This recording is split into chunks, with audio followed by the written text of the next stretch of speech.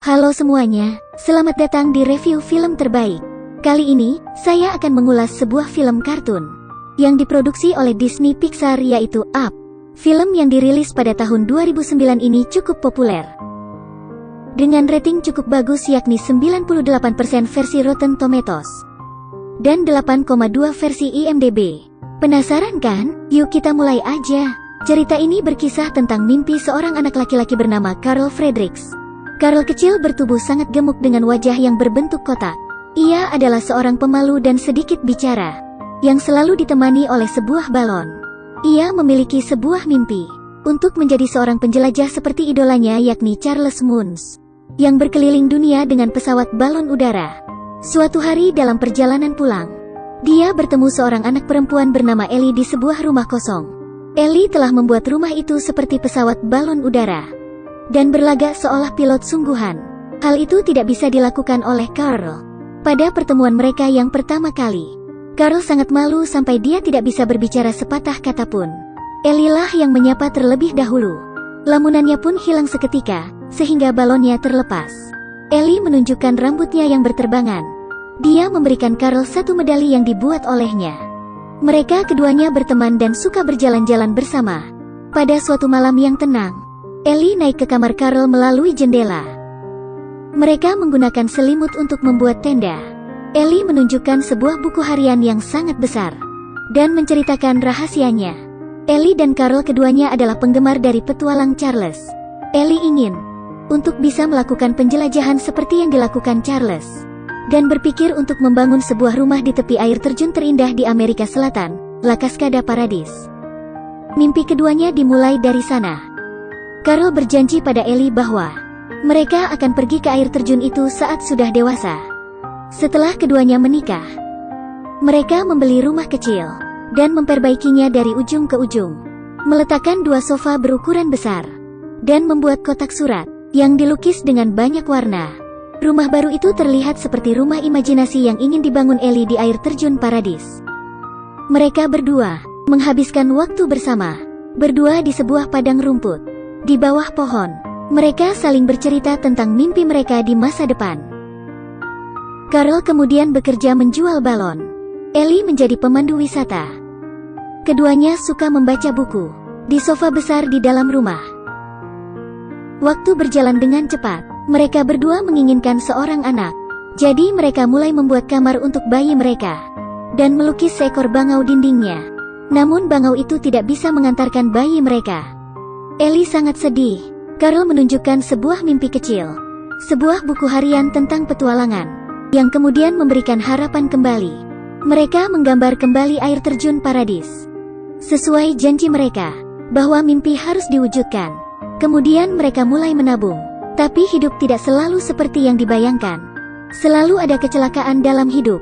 Ban mobil yang bocor. Carl mengalami patah kaki. Hujan deras menyebabkan pohon tumbang menimpa rumah. Mereka harus menggunakan tabungannya. Petualangan mereka harus ditunda. Dan hidup harus tetap berjalan. Ellie setiap hari mengikat dasi untuk Carl. Ikatan paling berwarna dalam kehidupan Carl yang membosankan. Hari ke hari, waktu terus berjalan. Carl semakin tua. Ellie juga. Ellie mengulang kebiasaan dari masa muda, yaitu mencium Carl setiap hari. Mereka berdua menikmati masa pensiun. Mereka tidak pernah lupa untuk membersihkan rumah bersama-sama. Nah, rencana wisata air terjun Paradise masih tersimpan di lemari. Carl melihat foto Ellie sebagai gadis kecil yang tersenyum cerah. Dia telah melupakan satu hal yang sangat penting, yaitu pergi ke bandara untuk membeli 2 tiket pesawat, dengan rencana mereka untuk pergi ke Amerika Selatan dalam beberapa hari ke depan. Sayangnya Ellie tiba-tiba jatuh sakit. Sebelum meninggalkan kehidupan, ia merangkul buku harian tentang petualangan. Ia menyesal, rencana wisata air terjun Paradise tidak terpenuhi. Ellie meninggalkan kehidupan untuk selamanya. Carl kini sendiri. Ia teringat masa lalunya yang bahagia. Bersama-sama merajut mimpi dengan Ellie. Melihat wajah manisnya di kaca setelah kematian istrinya, Carl tidak lagi semangat dalam menjalani hidup. Carl tidak memiliki gairah apapun. Minum kopi sendirian, membersihkan kaca sendirian, dan tiket pesawat terlupakan. Tapi hidup harus terus berjalan. Setiap hari Carl memakai medali yang diberikan oleh Ellie. Carl sering duduk di depan pintu. Suatu hari, Carl sedang duduk di depan pintu dan melihat para pekerja konstruksi. Memang, Carl adalah warga terakhir yang tidak mau pindah. Meskipun harga tinggi diberikan oleh perusahaan, dia tidak ingin rumahnya dibeli dan harus pindah. Karena rumah itu adalah satu-satunya peninggalan Ellie. Ia harus menghadapi mereka setiap hari. Suatu hari, ia kedatangan seorang anak pramuka bernama Russell yang ingin menemuinya.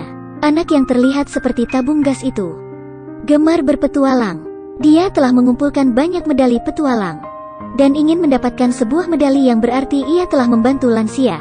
Sehingga ia harus membantu Carl melakukan sesuatu. Carl merasa terganggu dengannya. Jadi ia mencari sebuah alasan untuk menakut-nakutinya. Carl menginginkan momen tenang untuk mengingat kembali memorinya dengan Ellie. Dia membuka buku petualangan itu. Perjalanan air terjun Paradis harus terhenti. Janji dengan Ellie belum terpenuhi karena ada banyak kendala. Meskipun Carl sudah tua, ia harus menepati janjinya kepada Ellie. Mimpi di masa kecil yang harus diwujudkan. Keesokan harinya, ada 10.297 balon yang terbang dari rumah Carl.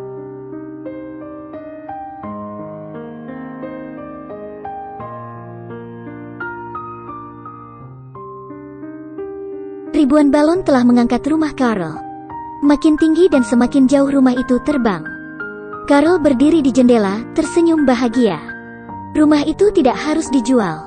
Hingga berusia 78 tahun, Carl harus pergi untuk memenuhi impian dua orang. Untuk terbang ke Paradis, Carl membuat sayap dari kain di kedua sisi rumah. Helm dipasang di ruang tamu sebagai memori kecil terhadap Ellie. Rumah itu terbang di dekat peternakan, masuk ke dalam awan. Ayo kita pergi, Ellie. Dia merasa sangat senang. Tiba-tiba terdengar suara ketukan pintu. Carl merasa dia salah dengar. Dia membuka pintu. Russell ada di luar rumahnya. Carl terpaksa membiarkan anak itu masuk. Russell banyak bicara. Russell baru saja memasuki rumah tetapi sudah memberi Carl banyak pertanyaan. Carl tidak tahan. Ia mencoba menurunkan anak itu ke tanah dengan tali.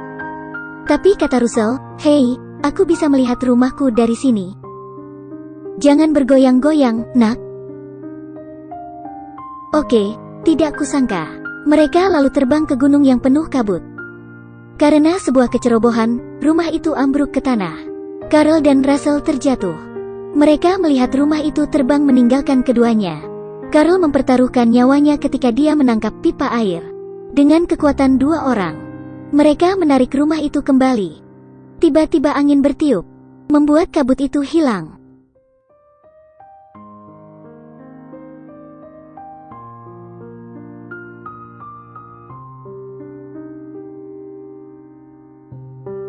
Di sana ada air terjun Paradis. Carl sangat semangat melihatnya. Pada akhirnya, mimpi Carl dan Ellie menjadi kenyataan. Namun ada satu masalah. Rumahnya masih terbang di langit. Carl meminta Russell memanjat untuk mendapatkan rumah itu kembali. Ini adalah adegan yang sangat lucu. Hati-hati, maaf.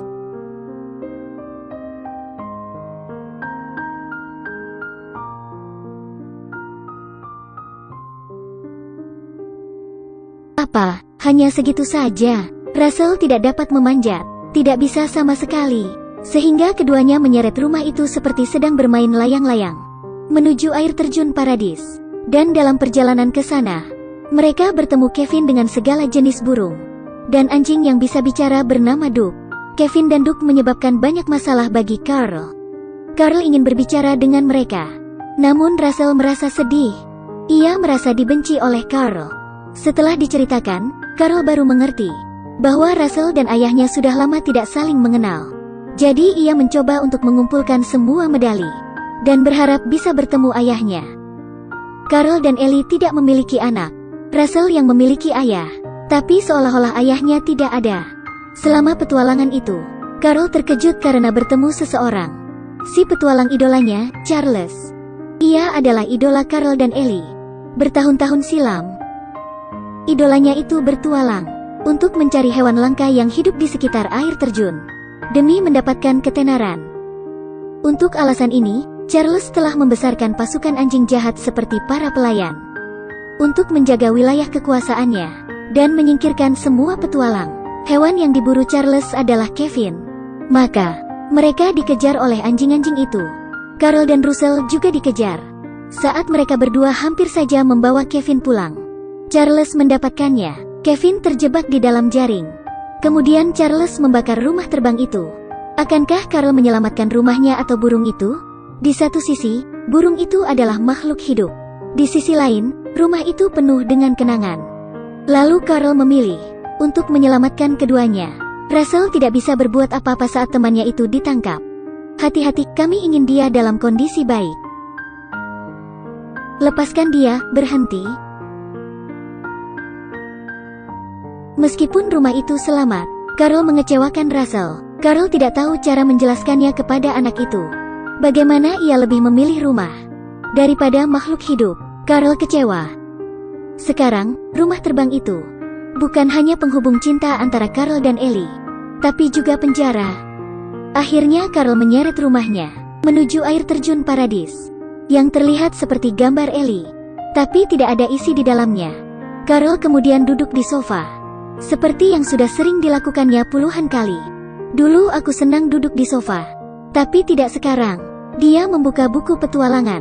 Di masa lalu, setiap kali dia melihat foto air terjun paradis, dia berhenti. Tapi sekarang, ia melanjutkan membaca halaman berikutnya, yaitu berupa kisah hidup yang disusun.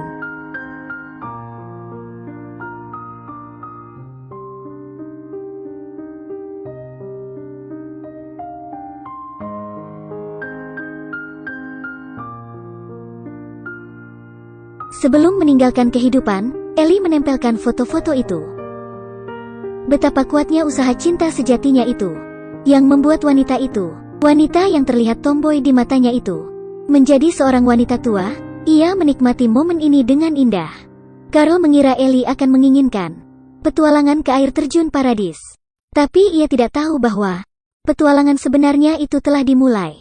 Kehidupan yang tenang bersama Carl adalah petualangan terbesarnya.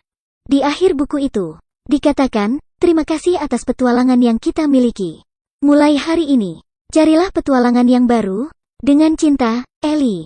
Carl akhirnya lolos dari penjara di dalam hatinya. Dia tidak akan pernah melupakan Ellie. Tetapi Ellie hampir selalu hidup dalam memorinya.